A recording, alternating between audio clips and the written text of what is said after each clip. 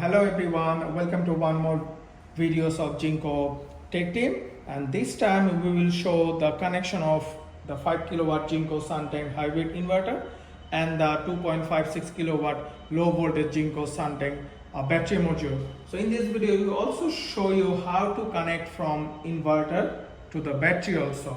So as we are doing this connection in our warehouse and in our lab, so few things will not be matched with the real installation or the end user installation. So sorry for that, and just hopefully you will consider this one. So in warehouse or in our lab we are not able to use the real panel, so we will use one DC input. So this one is our MC4 connector. We use this one as a PV input, so PV positive and PV negative. So we just need to plug it. This is the PV positive and this one is the PV. See, whenever you heard the click sound, it means your connection is well tight enough and it's secured. So then the next part is we will do the EPS connection. So this one is the EPS port. It will comes with the one line, one neutral and one phase. So when it will go in, so you can easily see. So the next part will, the EPS will go to the switchboard. So it will have a different load. So you just need to connect with the loads, which is cover the emergency loads like the normal loads, lights, fans, refrigerator to the switchboard. And the second one is the grid line or the AC line. So we also had the sound of click, so it means it's plugged in.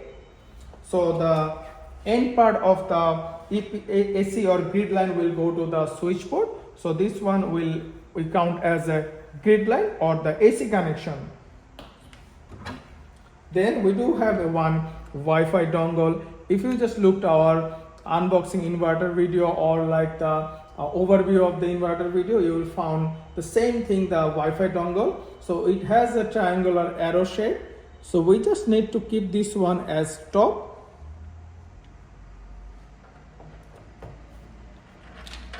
See, it's plugged in. So if we do not the arrow or the triangle on the top, what happened we will show you. See, we cannot fix it to the tight enough. So again we need to put the triangle or arrow shape on the top. Now it is tight enough.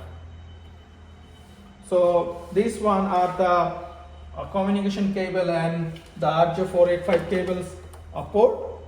So this is our CT clamp. In this video we will use the CT clamp to run the inverter. So we are not using any smart meter.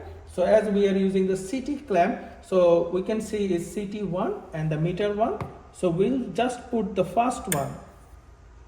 Most of our inverter, most of our installer are doing the CT cable to the 4851 or a different one or the CAN one, but always remember the CT clamp or the meter one is the first.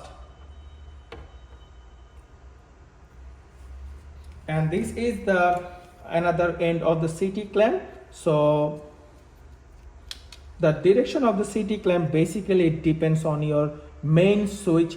The cable directly comes from the grid line to your house load. So if you just open the switchboard and again if you just open the main cupboard from the circuit breaker, you will get the main lines. So we just need to follow the direction.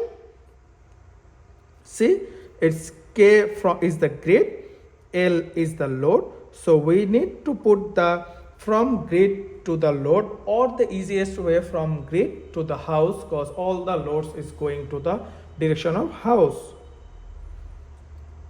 So if you guys put it to the wrong or reverse direction, you can easily find it from the inverter screen or from the APP platform, from the monitoring platform. So where you can find like your load is following the solar production or your battery is charging from the AC grid, you just need to reverse the city clamp. That will be fine. Now we will go to the battery part. So as we described our last video, we do have 3 battery cables, and the first one is the PCS cables or CAN cables. So this one, there is the 2 end and both are the RJ485 end. So what we will do, which doesn't have the screw or doesn't have the connector, so we will put this one into the CAN cable. The CAN cable is the basically communication cable in between inverter to battery. This one is the just next to the city one, and this one is our power positive cable and the negative cable. So we put this one already, so we just need to tight this one using the hex screw. It also comes with the inverter.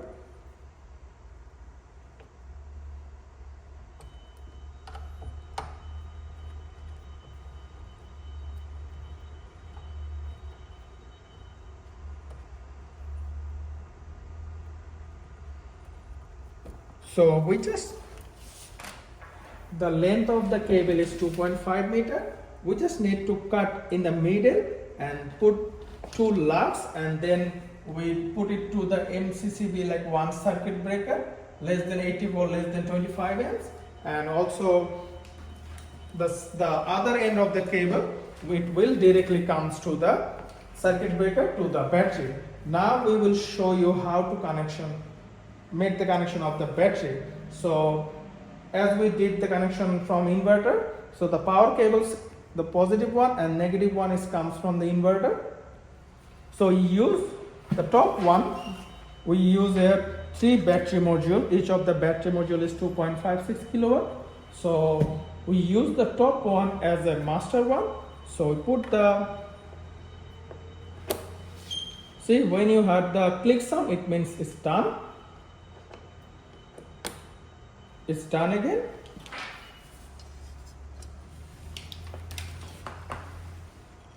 So this is the second end of the CAN or the PCS. So it always goes to the top one, the PCS one.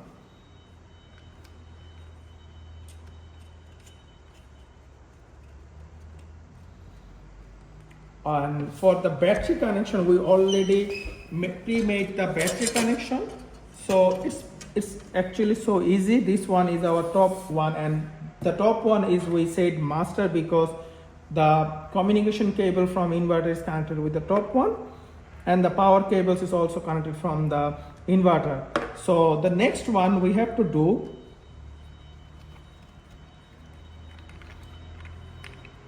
we just put the parallel cable which comes each of the battery module.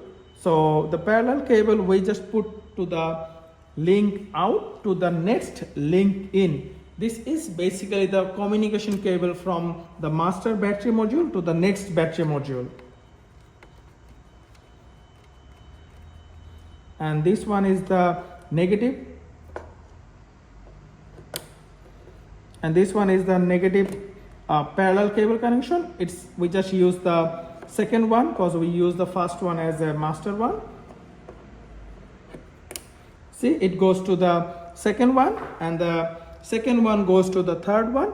If you can see, like the bottom or the last one, we didn't use the positive and negative power cable, so you covered this one with a waterproof cover.